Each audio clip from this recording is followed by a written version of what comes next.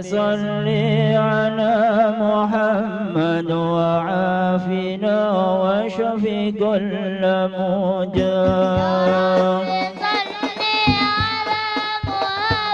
يا رب صل عليه وسلم، يا رب صل على محمد وأصلح القلب واعف واغفر.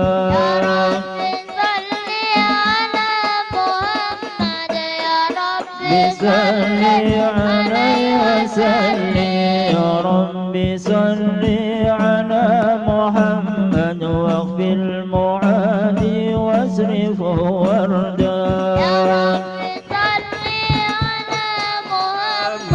يا رب صل عليه وسلم، يا رب صل على محمد نحل في حسنك الممنى.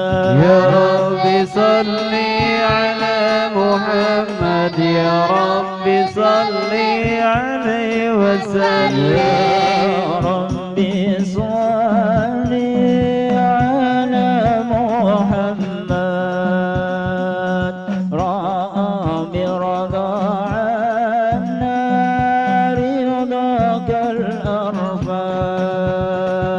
يا رب صل على محمد واجعل لنا في الجنان مجمعا. يا رب صل على محمد، يا رب صل عليه وسلم. يا رب صل على محمد، يا رب صل عليه وسلم. يا رب صل على محمد رافق بنا خير خلقك جماع. يا رب صل على محمد، يا رب صل عليه وسلم. يا رب صل على محمد، يا رب صل عليه وسلم. يا رب صل على محمد، يا رب صل عليه وسلم. بسم الله الرحمن الرحيم. نويت التعلم والتعليم والإفادة والاستفادة والحث على التمسك بكتاب الله وسنة رسوله صلى الله عليه وسلم ابتغاء مرضات الله وثوابه وقربه وأجره. اللهم صل على سيدنا محمد صلاة تخرجني من ظلمات الوهم وتكرمني بنور الفهم وتوضح لي ما أشكل حتى يفهم إنك أنت تعلم ولا أعلم، إنك أنت علام الغيوب. وصلى الله على سيدنا محمد وعلى آله وصحبه وسلم. Al-Fatihah hadratil Habib Muhammad sallallahu alaihi wasallam wa alihi wa sahbihi wa azwajihi wa dhurriyyatihi wa ahli baitihi wa al-awliya wa syuhada wa salihin khususan sayyidina Imam Muhammad bin Salim Hajar wa sayyidina al-faqih al-muqaddam Muhammad bin Ali Ba'ali wa jami' sadatina al-ba'ali kullu salihin wali wa ila rasulina Imam Sultan al-awliya Syekh Muhyiddin Syekh Abdul Qadir Al-Jilani usulihim wa furuhim wa ila ruh sahabil manusia Syaraf an-Nawawi wa ila arwah jami' masyayikhina Hasan Syekh Hasan bin Abdullah bin Umar Syatir Al-Habib Salim bin Abdullah bin Umar Syatir Al-Habib Hasan bin Ahmad Baharun Al-Habib Qasim bin Ahmad Baharun Usul Mufrim wa ila arwah ummahatina wa ummahatikum wa abaina wa abaikum wa ajdadina wa ajdadikum wa amwatina wa amwatikum wa amwatil muslimin wal muslimat wal mu'minin wal mu'minat an Allah yaghfir lahum warhamhum darajatihim fil jannah wa ya'id alaina min barakatihim wa asrarihim wa anwarihim wa manfaatihim fid dunya wa dunya al-akhirah bi sirril Fatihah.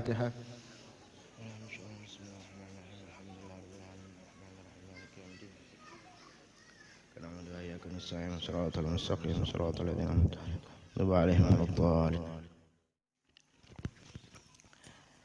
بسم الله الحمد لله والصلاة والسلام على رسول الله محمد بن عبد الله وعلى آله وصحبه ومن والاه ولا حول ولا قوة إلا بالله أما بعد. Malam ini saya akan membawakan satu hadis Rasulullah sallallahu alaihi wasallam yang diriwayatkan oleh Abu Dzar Al-Ghifari dan Sayyidina Mu'adz bin Jabal radhiyallahu anhuma ajma'in. Annahu an Rasulillah sallallahu alaihi wasallam annahu qala ittaqillaha haitsu ma kunta wa atbi'is sayyi'atal hasanata tamhuha wa khaliqin nasa bi khuliqin hasan.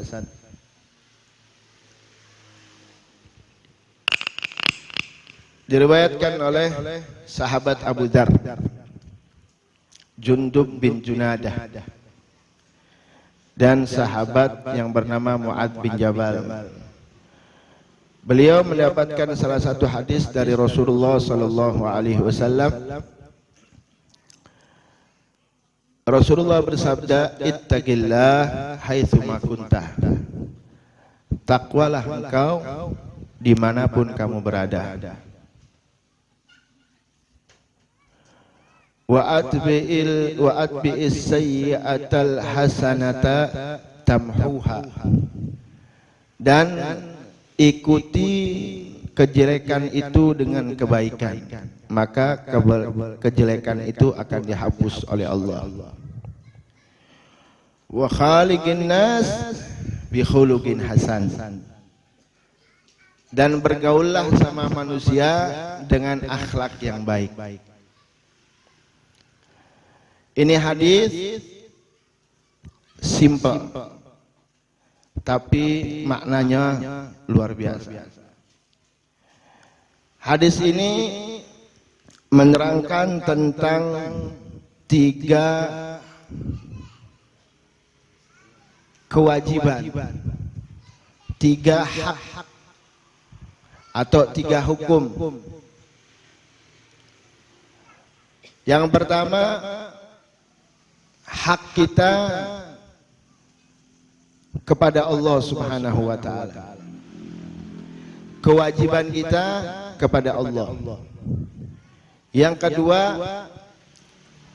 kewajiban kita sebagai mukallaf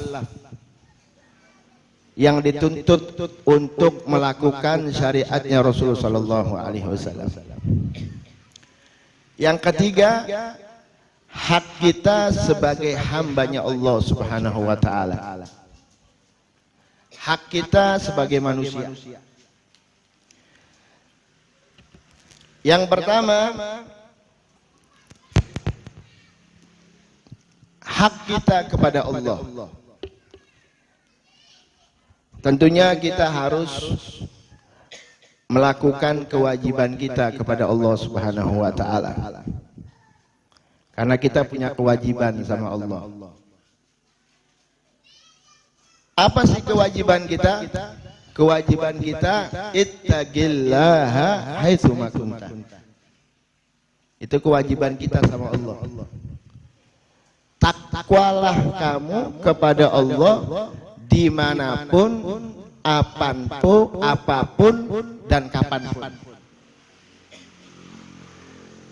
Takwalah kamu kepada Allah dimanapun. Mau di rumah, mau di luar, mau di jalan, mau di tempat rame, mau di tempat sepi, mau di pasar, mau di mall, mau di masjid, dimanapun kamu berada, kata Rasulullah, ittaqillah, takutlah engkau kepada Allah. Yang kedua, kapanpun, mau pagi, siang, sore, malam, Rabiul Awal, Muharram, Rabiul Tsani, Safar, Sya'ban, Rajab, Ramadan, Syawal, semuanya kapanpun, kata Rasulullah, ittaqillah, takwalah engkau kepada Allah. Karena kita ini menyembah Allah. Kita ini dituntut untuk menyembah Allah. Kita bukan menyembah waktu. Bukan karena Ramadan terus kita takwa sama Allah. Rabiul Awal kita cinta sama Nabi, tapi di selain bulan itu kita sudah hilang.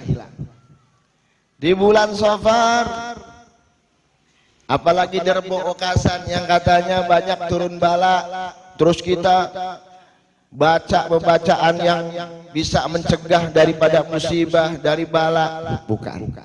Karena kita ditugaskan oleh Allah untuk menyembah Allah. Bahkan ketika kita sholat pun kita bukan menyembah waktu. Kadang kita sering sekali ngomong, ayo gak sholat wis waktune duhur, sudah waktunya asar, sudah waktunya maghrib, sudah waktunya isya. Kita bukan menyembah waktu. Kita ini suruh menyembah Allah. Hanya waktu itu diciptakan oleh Allah Subhanahu wa ta'ala. Innas salata kanat alal mu'minina kitaban mauquta. Yang namanya salat memang sudah ditentukan oleh Allah Subhanahu wa ta'ala. Ada tentuannya. Zuhur waktunya sekian sampai sekian. Asar dari sekian sampai sekian. Maghrib, isya, subuh sudah ditentukan oleh Allah Subhanahu wa ta'ala. Tapi bukan berarti kita menyembah waktu. Hanya saja Allah ciptakan waktu di situ karena kita supaya ingat sama Allah. Aqimus sholata lidzikri. Tegakkanlah sholat karena untuk mengingat. Sholat. Ketika masuk waktu sholat, ya memang kita diperintah oleh Allah untuk melaksanakan sholat. Tapi yang kita sembah bukan waktu. Yang kita sembah Allah. Hanya saja kenapa sholat sudah ditentukan waktunya. Bahkan sholat itu awalnya ketika Isra dan Mi'raj, Al-Habib Muhammad bin Idrus Al-Haddad, beliau ketika menerangkan tentang Isra dan Mi'raj, ketika saya belajar sama beliau, ini luar biasa tinggi beliau meneranginya. Ketika Rasulullah Isra Mi'raj dan berjumpa dengan Allah Subhanahu wa ta'ala. Ketika berjumpa dengan Allah, Rasulullah diperintahkan untuk melaksanakan, untuk memerintahkan kepada umatnya untuk melaksanakan sholat 50 kali. 50 kali pertama. Pertama 50 kali. Coba bayangkan. 50 rakaat, 50 kali waktu sholat. Akhirnya berjumpalah dengan Nabi Allah Musa. Minta ringanan 45, terus naik lagi 40, terus turun lagi 30, 30, 25, 20, 15, 10 sampai 5 waktu. Kok kenapa cuma 5 waktu? Kok kenapa Rasulullah nggak minta sampai 3 waktu? Kok kenapa Rasulullah nggak minta 2 waktu? Kok 5 waktu? Kok kenapa berhentinya di 5? Kok kenapa nggak berhenti di 10? Kata Habib Muhammad bin Idrus, karena 5 waktu itu cukup untuk manusia untuk mengingat Allah Subhanahu wa Ta'ala. Coba kalau seandainya kurang dari 5, kok kenapa nggak 4 waktu? Kalau seandainya 4 waktu, kemungkinan di situ ada kekurangan, di situ ada kekosongan yang kita lupa sama Allah Subhanahu wa Ta'ala. Makanya cukup, karena sudah ditakar sama Allah Subhanahu wa Ta'ala. Kemampuan kita untuk melaksanakan sholat hanya 5 waktu. Kalau misalkan kurang, kita akan lupa sama Allah Subhanahu wa Ta'ala. Apalagi cuman 1 waktu. Wah.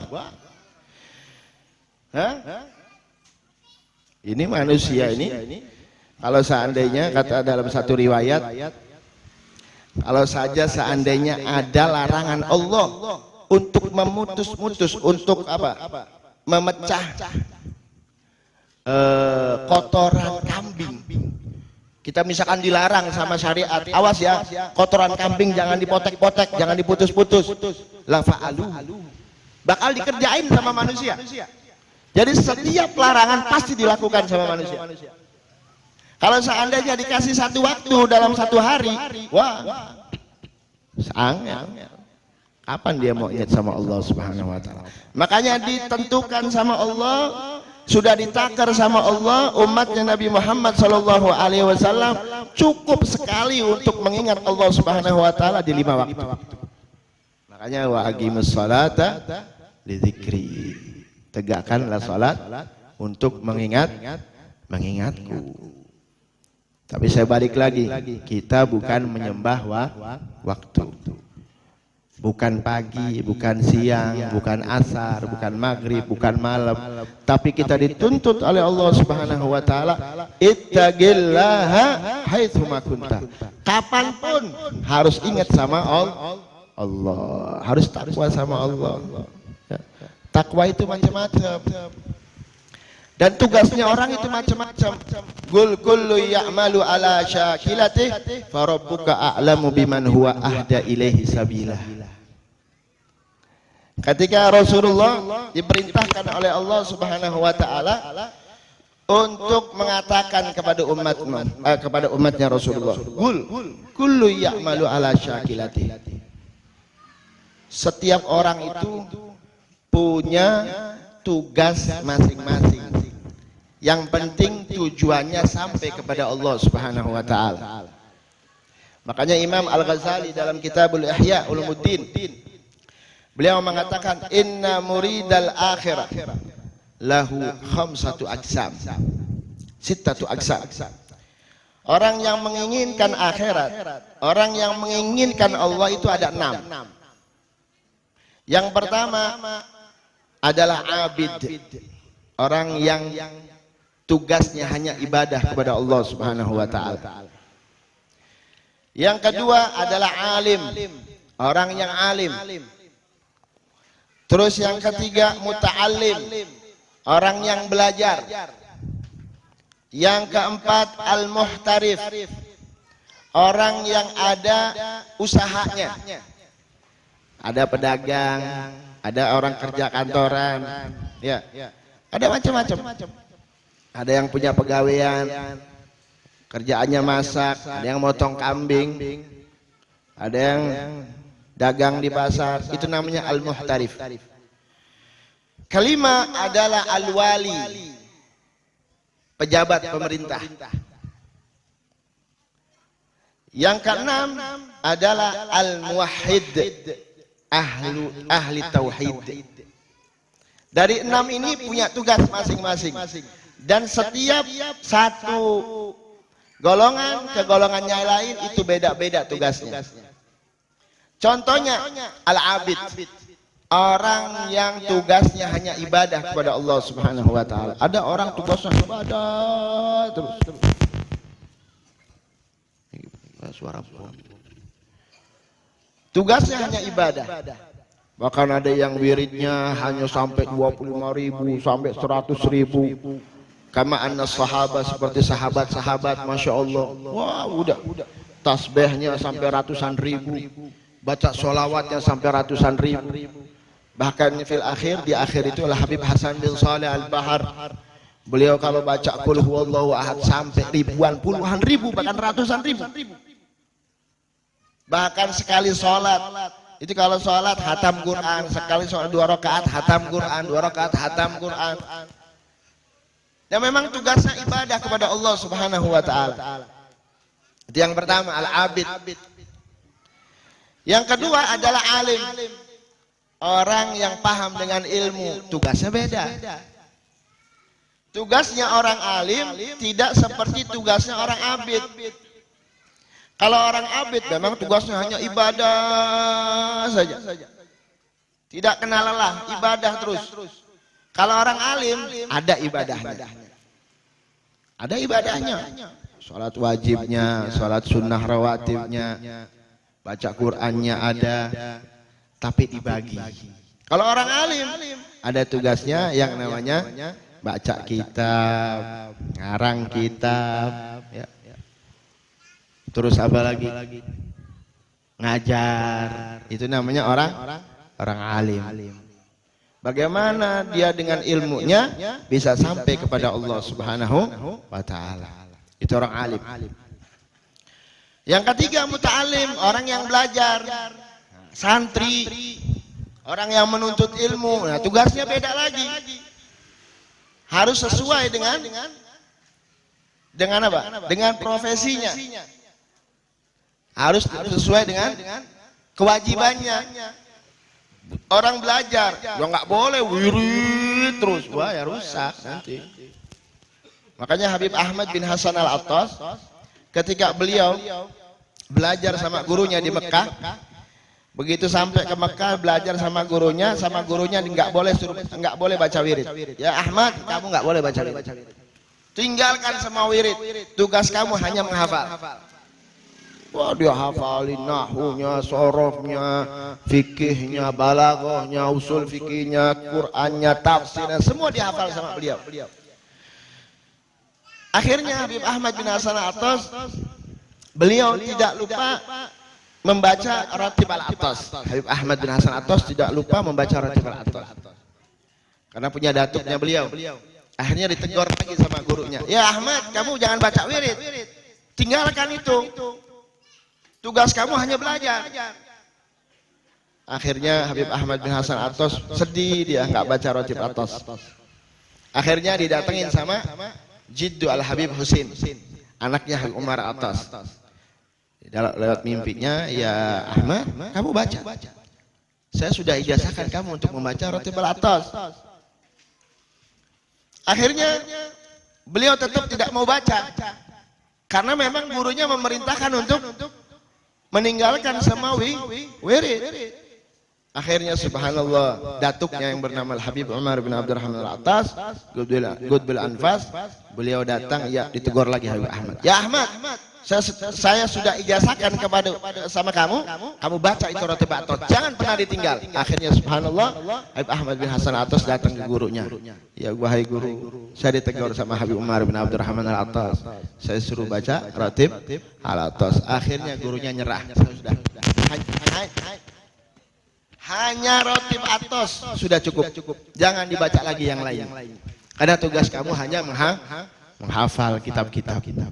Makanya ada di dalam kitab Fawaidul Mukhtar, seorang santri yang menghafal Zubat lebih disukai sama Rasulullah daripada menghafal Maulidun Nabi Muhammad sallallahu alaihi wasallam. Santri menghafal Zubat, ahkamullah, hukum-hukum Allah, kaidah-kaidah syariat Rasul sallallahu alaihi wasallam, Itu lebih disukai sama Rasulullah ketimbang dia menghafal maulidnya Nabi Muhammad SAW. Bukan saya ngomong, Habib Ahmad bin Umar bin Smith, Habib Zain bin Ibrahim bin Smith, datuknya Habib Ahmad bin Umar bin Smith. Itu santri tugasnya. Kalau sampean kan bingung, ini santri dibilang santri, duduk santri keter. Tinggal pilih nanti. Sampean tinggal pilih nih. Dari 6 ini tinggal pilih sampean. Yang penting jalannya satu. Kepengen akhirat. Itu yang ketiga, muta'alim, santri. Kalau sampean santri, oh nggak ada kamu baca wirid. Nggak ada. Langsung saya datang langsung ajar. Ya, saya datang langsung ajar, nggak pakai ini santri. Ya. Makanya ketika saya di Hadramut nggak ada namanya wirid, nggak ada. Saya baru kenal wirid begitu pulang. Kenal wirid begitu pulang. Di sana saya nggak pernah kenal wirid. Wirid saya cuma rotib, wiridul latif. Itu pun rame-rame. Punya Habib Abdullah Al-Haddad. Selesai wirid Syekh Abu Bakar bin Salim udah. Habis itu ayo ngapal Zubat, ngapal ini. Tiap malam kita dengarnya cuma ngapal ini, nggak ada wirid. Dan nggak kenal namanya khidmah saya dulu di Hadramut. Mijitin guru saya itu nggak boleh. Mijitin guru saya nggak boleh. Bahkan Habib Hasan Syatiri ini kalau ada murid yang mijitin dilarang sama dia. Kamu nggak boleh.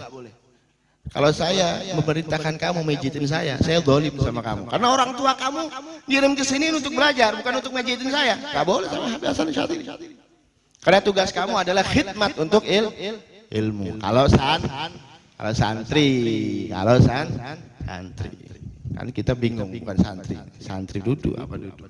Insya Allah. Itu yang ketiga. Yang keempat adalah al-muhtarif. Nah, al-muhtarif adalah pedagang, ya, orang yang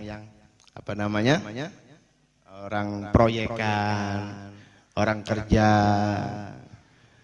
Bagaimana dia tugasnya? Ya tugasnya tidak sama dengan orang abid, tidak sama dengan orang alim, dan tidak sama dengan orang muta'alim, nggak sama. Karena beda dia tugasnya. Dia tetap menjalankan sholat 5 waktu, terus menjalankan sunnah-sunnahnya. Wiridnya ya jangan banyak-banyak, karena dia punya tugas. Tugasnya apa ya? Tugas kerja. Dia untuk menafkahi keluarga. Dan menafkahi keluarga pun itu pahalanya besar. Karena banyak dosa yang hancur, artinya dihapus oleh Allah Subhanahu wa taala sebab keringat yang diteteskan ketika kerja. Jadi orang kerja pun pahalanya luar biasa. Kayak tukang parkir, ya karena dia mau nafkahin keluarganya, anak istrinya. Masa baca, ntar ya sebentar wirid dulu. Wah ya repot ya. Nanti motornya pada hilang. Itu al-muhtarif.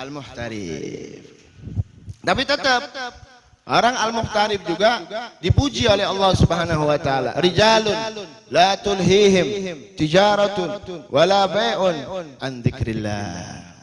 Orang-orang ya la tulhihim, rijalun seorang, la tulhihim tidak dilupakan kepada mereka sebab tijarah, sebab perdagangannya, sebab jual belinya, an dzikrillah, dari ingat sama Allah. Orang pedagang tapi tidak lupa dengan Allah, ini dipuji oleh Allah Subhanahu wa taala. Tapi ini juga repot kalau di dalam kitab Ihya Ulumuddin ini.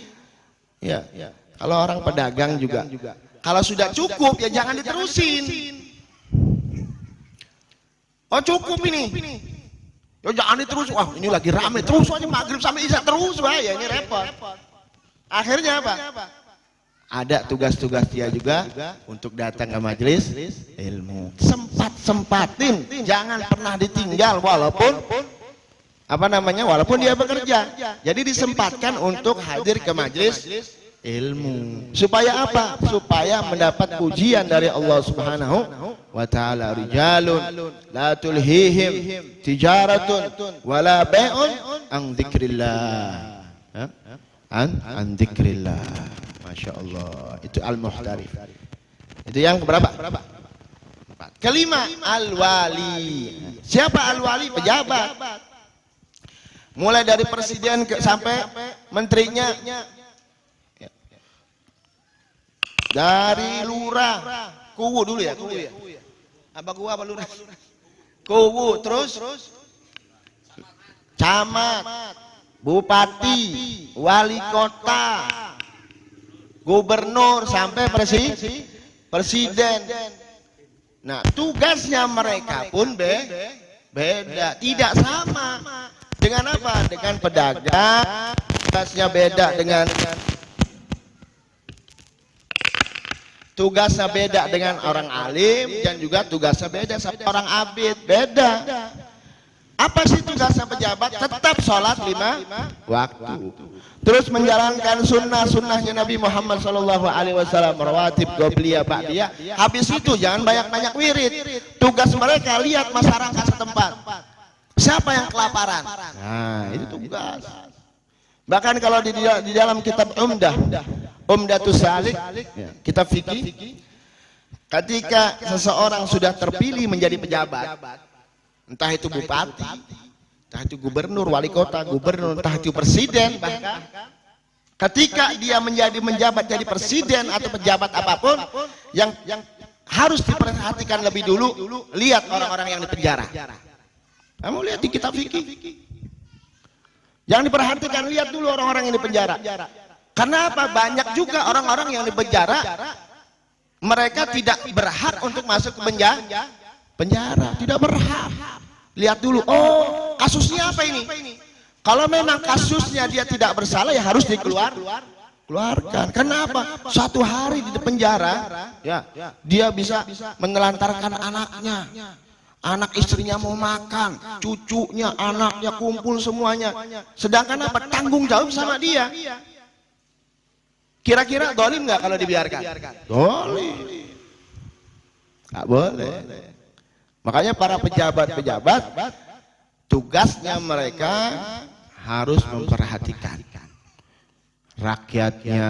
Sayyidina Umar bin Khattab ini, ketika beliau menjadi khalifah, malam nggak tidur, siangnya nggak tidur. Kapan dulu ya kira-kira? Malam nggak tidur, siangnya nggak tidur. Malam dia menjalankan haknya dia sama Allah Subhanahu wa taala. Ya sholat, tahajud. Habis itu dia keliling lagi, lihat semuanya. Orang-orang penduduknya. Dilihat masyarakat setempat. Dilihat sekeliling.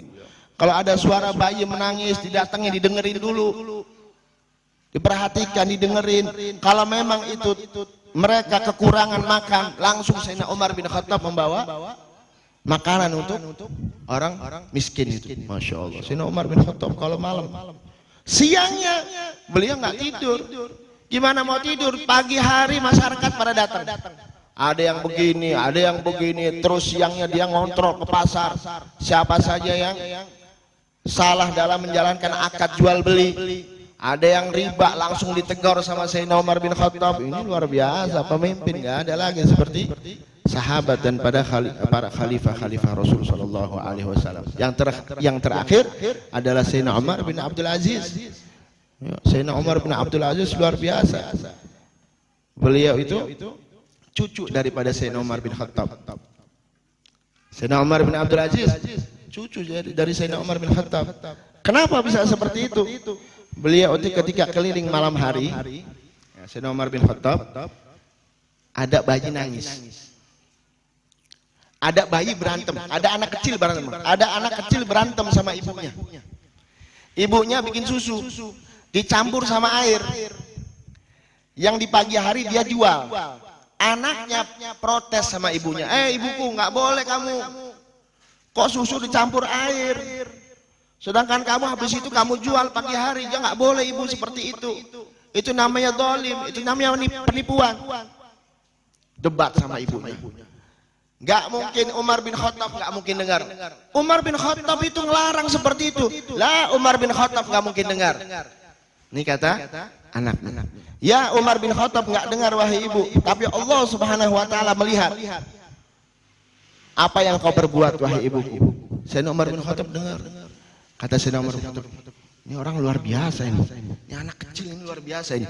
Disamperin sama Sayyidina Umar bin Khattab. Oh, langsung dia pulang ke rumahnya, dia kumpulkan anak-anaknya. Anak-anak Sayyidina Umar bin Khattab dikumpulin. Wahai anak-anakku, ini ada janda. Ada janda punya anak. Anaknya sekitar, bukan anak kecil ya. Anaknya kurang lebih umur 15 tahun. Kurang lebih 15 tahun. Kalau kalian nggak mau nikah dengan anak itu, saya nggak akan nikah. Kata Sayyidina Umar bin Khattab. Kenapa wahai Abah? Kenapa wahai Khalifah? Kok bisa sampean ngomong begini? Ya, karena anak ini punya ketakwaan sama Allah luar biasa. Kalau kalian nggak mau, saya nggak akan nikahi. Akhirnya ditantang anaknya, akhirnya salah satu anaknya mau nikah dengan anak. Akhirnya menikah. Begitu nikah, dengan anak itu keluarlah yang namanya Marwan. Marwan siapa? Marwan adalah ayah daripada Sayyidina Umar Abdul Aziz. Marwan punya anak namanya Umar. Umar bin Abdul Aziz bin Marwan. Anaknya Sayyidina Umar bin Khattab, lupa saya namanya, yang nikah sama anak putri itu. Akhirnya itulah cucu daripada Sayyidina Umar bin Khattab. Itu. Tugasnya pejabat ya seperti itu. Pokoknya kalau diperhatikan, kalau di dalam fikih, pertama tugas pejabat, perhatikan orang-orang yang di penjara. Tugasnya. Sampai mau lihat Fathul Mu'in silahkan, mau lihat Umdatus Salik silahkan, mau lihat apa silahkan. Pertama tugas mereka kontrol orang-orang yang di penjara, karena satu hari di penjara itu luar biasa, sakit. Karena saya pernah ngerasain sendiri. Ya, 40 hari saya nangis-nangis di bawah tanah, jenggot sampai sama kumis sampai nggak keurus, makan cuman kentang. Ya, itu kan penjara kita. Kalau penjara pejabat mungkin enak. Di situ perhatikan, karena mereka banyak yang nggak salah tapi di penjara. Nah, itu al-wali. Terakhir, yang terakhir adalah al-muwahhid, orang ahli tauhid. Ahli tauhid ibadahnya beda. Ahli tauhid beda dengan abid, beda dengan orang alim, beda dengan muta'alim, beda dengan muhtarib, beda. Ahli tauhid hanya melakukan sholat 5 waktu sudah. Karena zikirnya, ya zikirnya hati. Kontak dengan hati, makanya ada namanya orang wali al-mulamatiyah. Ya, kalau kita tawasul itu ada ahlu mulamatiyah.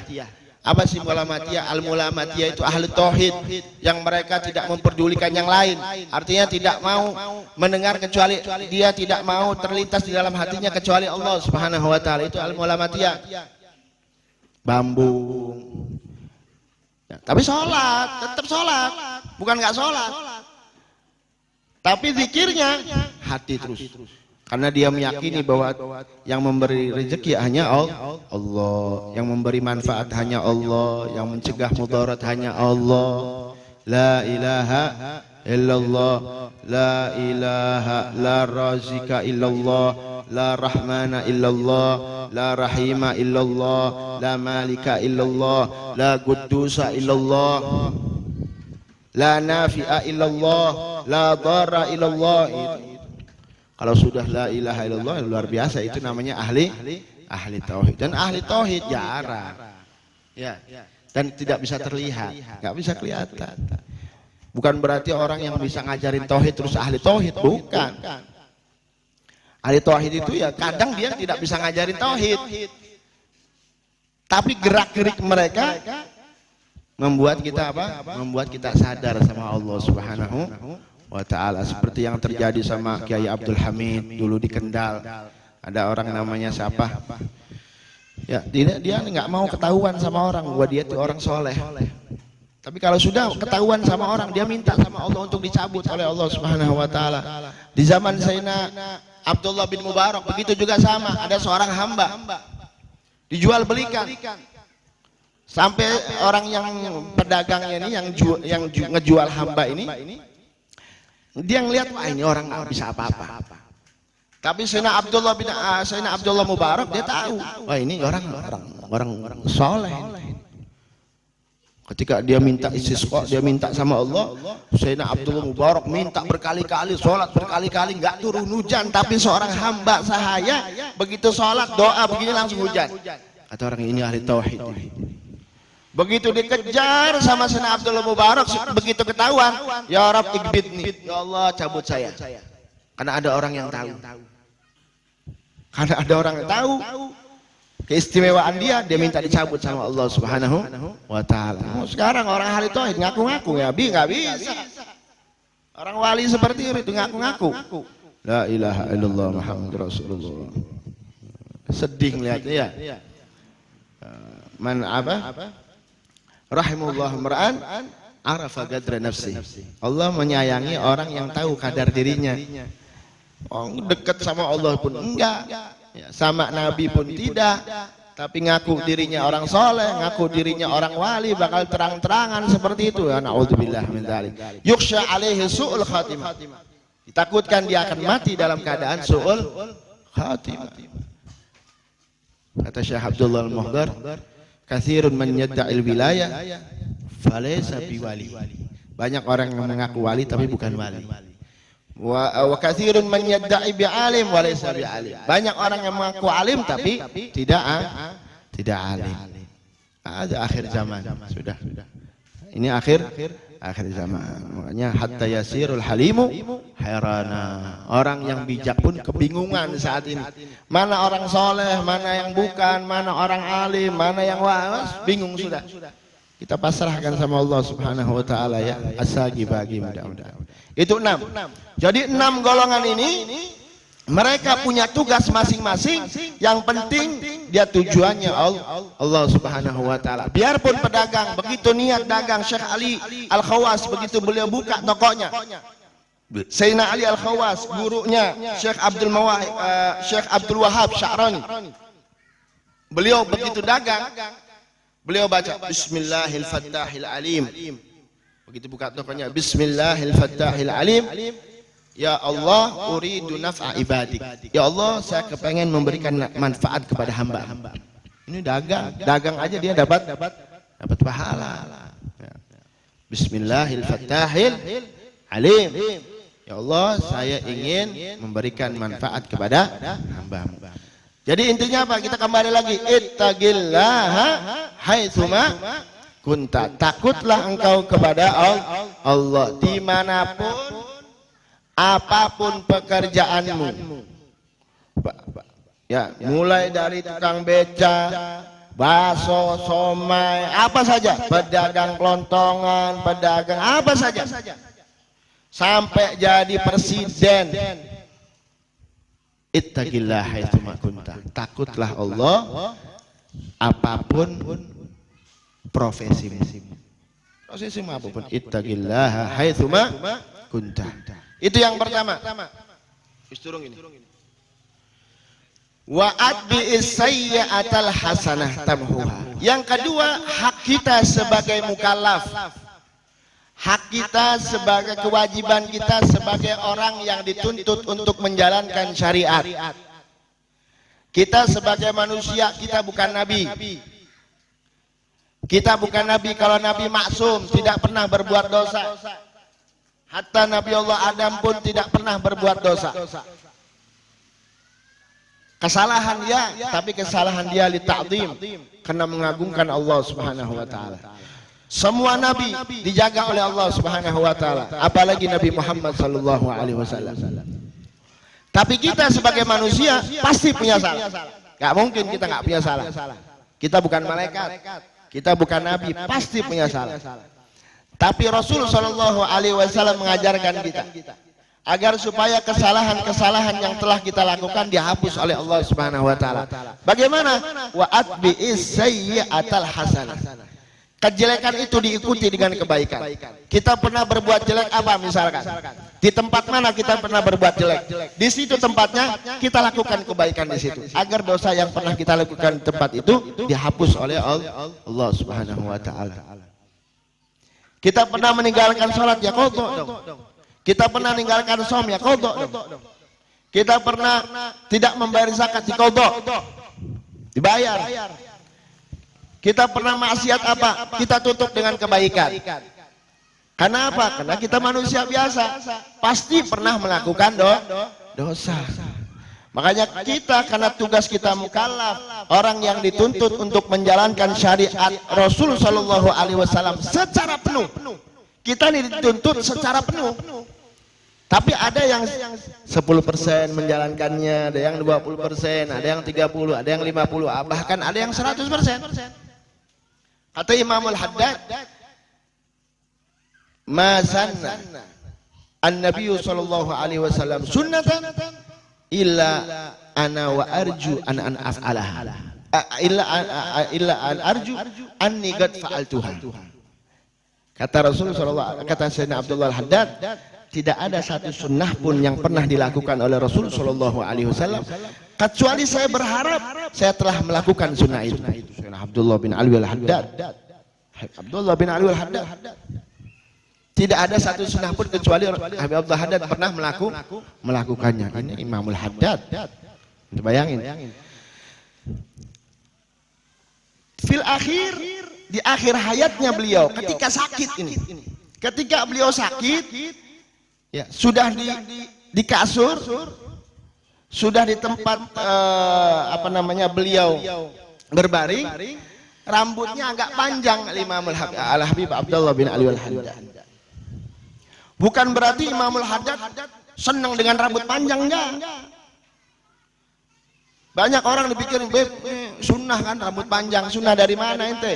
Qobliyah aja nggak pernah, jarang dilakukan, ba'diyah jarang dilakukan, sholat witir juga jarang pernah sholat witir, duha nggak pernah. Terus ngamalin pakai apa panjang begini, terus sunnah bilang, wah, a'udzubillah min dzalik. Ya, itu yukhalif. Itu melanggar adat Sa'adah Al-Ba'alwi.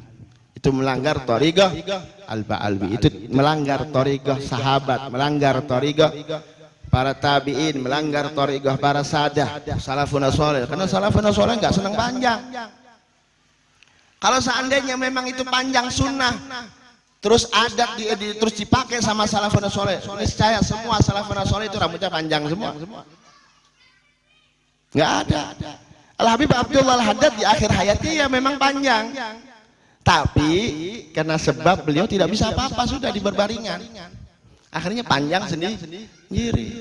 Akhirnya kata Habib Abdullah Haddad, ya sudah, ini akhir daripada sunnah yang pernah dilakukan oleh, akhir daripada sunnah yang belum saya kerjakan, yaitu rambutnya panjang. Kata Habib Abdullah bin Ali Al-Haddad. Sekarang anak-anak muda, oh ini sunnah dari mana ente? Sunnah dari Hong Kong, ya. Sunnah dari mana? Qobliyah jarang, tahajud dia jarang. Ya, tahajud nggak pernah, witir pun sering ditinggal, duha sering ditinggal, berjamaah pun jarang.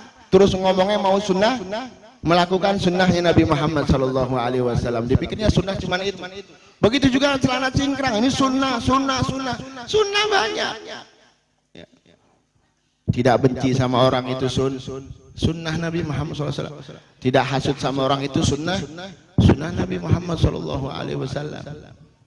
Ya, wa ilmu da'in lil qulubi mufsidi kal ujbi wal kibri wa da'il hasadi, kata Imam Ibn Ruslan. Wa ilmu da'in lil qulubi mufsidi, itu mempelajari ilmu hati itu fardu ain, bukan fardu kifayah. Apa sih fardu ain? Fardu ain itu siapa orang yang tidak melakukannya dosa.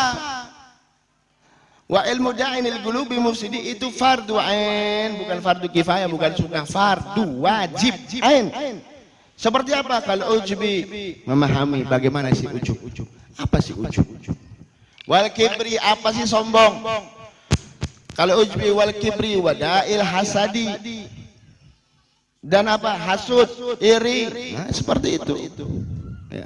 Sama kita harus mempelajari ilmu hati wa ilmu da'in lil qulubi musidi, itu fardhu ain hukumnya. Ya, itu yang kedua. Wa atbi'is sayyi'atal hasanata tamhuha. Kejelekan yang diikuti kebaikan, maka kebaikan itu akan menghapus semua kejelekan kita di mata Allah Subhanahu wa taala. Amin ya rabbal alamin. Yang ketiga, hak kita sebagai manusia. Yang namanya manusia, tidak mungkin kita tidak butuh sama manusia. Betul gak? Kita butuh sama tetangga. Ya, kita kalau sampai mau keluar aja dari perut ibunya dibantu sama orang. Ya, kita keluar dari perut ibu kita dibantu sama bidan, sampai ada yang nolongin keluarga kita. Mulai dari pertama lahir sampai kita mati dibantu sama manusia. Karena kita pasti bergaul sama manusia. Yang namanya manusia. Wa khaliqin nasa bi khuluqin hasan. Kata Rasul sallallahu alaihi wasallam, bergaulah kamu dengan manusia dengan akhlak yang baik. Karena akhlak yang baik merupakan apa? Merupakan isi daripada agama Islam. Akhlak itu merupakan isi daripada agama Islam. Apa sih agama? Agama apa isinya? Agama isinya apa? Iman, Islam, sama ihsan. Iman, Islam, ihsan. Kenapa kita dituntut iman? Karena untuk supaya kita berakhlak. Kenapa kita untuk dituntut sama Allah untuk beriman kepada Allah? Supaya kita akhlak. Kalau kita kuat iman kita sama Allah Subhanahu wa taala, dimanapun kita tempat, ada orang nggak ada orang, pasti kita akan menjalankan perintah Allah dan meninggalkan larangan Allah. Kenapa kita disuruh iman sama Allah? Agar kita mempunyai akhlak. Agar supaya kita punya akhlak baik dong. Akhlak kita baik, akhlak kita masya Allah, adab kita baik. Kalau orang yang nggak punya iman, pasti nggak punya akhlak. Orang yang tidak punya iman, nggak punya akhlak. Contohnya orang kafir. Orang kafir itu nggak punya akhlak, karena tidak iman sama Allah. Disuruh jangan makan khinzir, dimakan sama dia. Disuruh jangan makan anjing, dimakan sama dia. Disuruh jangan main judi, dia main judi. Disuruh jangan minum khamr, dia minum khamr. Kenapa? Karena dia nggak punya akhlak. Orang Islam misalnya dia ada orang ngaku Islam, tapi dia apa? Dia melanggar, apa namanya? Dia minum khamr, dia zina, dia apa lagi? Korupsi, dia maling. Walaupun dia ngaku Islam, berarti dia nggak punya akhlak. Kenapa? Dia tidak iman sama Allah. Kalau dia beriman sama Allah, nggak mungkin khamr itu diterjang sama dia ditenggak. Kalau dia beriman sama Allah, nggak mungkin dia berzina. Kalau dia beriman sama Allah, nggak mungkin dia main judi. Kalau dia beriman sama Allah, nggak mungkin dia mengganggu tetangganya. Nggak mungkin. Kalau dia beriman, pasti dia akan baik sama semua. Ya, karena dia iman sama Allah. Itu. Terus yang kedua Islam. Kenapa kita disuruh Islam? Apa sih Islam isinya? 2 kalimat syahadat, sholat, zakat, puasa, haji. Kita dituntut sholat supaya kita punya akhlak. Kita punya akhlak. Kenapa? Inna sholata tanha anil fahsya'i wal munkar. Sholat itu bisa mencegah al-fahsya wal munkar. Kalau orang yang sholatnya benar-benar, insya Allah akhlaknya baik. Dijamin itu. Orang yang betul-betul sholatnya ketika menjalankan sholat khusyuk, insya Allah akhlaknya baik. Itu dijaminan sudah. Tapi kalau dia sholatnya amburadul, ya jangan harap akhlaknya baik. Makanya ada orang ngomong itu walaupun sholat itu sholat, kalau sholat di masjid tapi akhlaknya nggak baik, ya dia sholatnya nggak benar. Ya, innas salata tanha 'anil fahsya'i wal munkar. Nah, itu salat. Zakat, kenapa kita dituntut zakat? Karena supaya kita akhlak baik. Supaya apa, kita tahu siapa orang yang nggak punya, bisa berbagi sama orang yang nggak punya, berbagi sama orang fakir, berbagi sama orang miskin. Nah, semuanya isinya Islam adalah akhlak. Yang ketiga adalah ihsan. Apa sih ihsan isinya? Anta budallaha ka'annaka tarah fa illam takun tarahu fa innahu yarah. Engkau ibadah sama Allah seakan-akan engkau melihat Allah. Kalau engkau tidak bisa melihat Allah, yakinkan bahwa Allah melihat kita. Kenapa kita dituntut ihsan? Supaya kita menjadi orang yang berakhlak. Gak mungkin orang yang punya ihsan terus gak punya akhlak, gak mungkin. Orang yang punya ihsan pasti dia punya akhlak. Ya, makanya orang yang paling baik akhlaknya adalah Rasulullah Sallallahu Alaihi Wasallam. Bahkan beliau diutus oleh Allah Subhanahu Wa Taala untuk menyempurnakan akhlak. Sebab Rasulullah Sallallahu Alaihi Wasallam, sebab diutusnya Rasulullah, manusia mempunyai akhlak yang baik. Innama bu'ithu liutammima makarimal akhlak. Aku ini diutus hanya untuk menyempurnakan akhlak.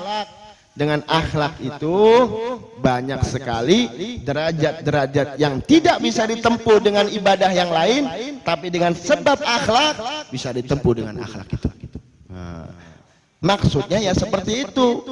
Maksudnya menjalankan iman yang baik, Islam yang baik, ihsan yang baik.